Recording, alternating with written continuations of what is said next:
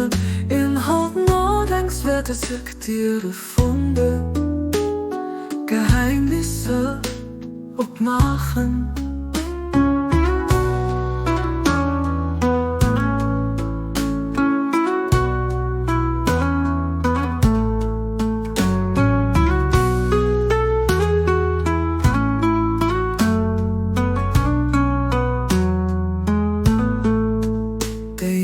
Boeien wierde een meesterwerk van mystische poëzie.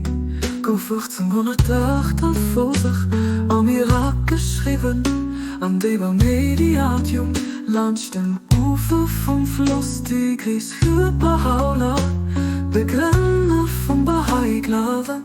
Ich werd dir ewig besehen und das Gott an dem Mensch noch gedurcht.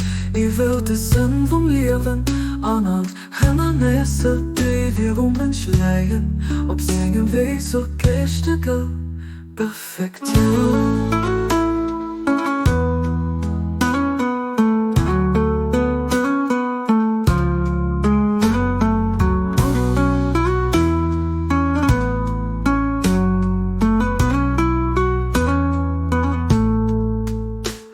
Zo ändert ewig Kontemplation kommt Inspiration für ein erstaunlich Kollektion von kurzen meditativ wachsen an denen Zeilen finden ein. Distillation von denen Gesten, wo echt en dezentraal Kraft haben macht all der Religiösen Traditionen von der Vergangenheit durchstellen.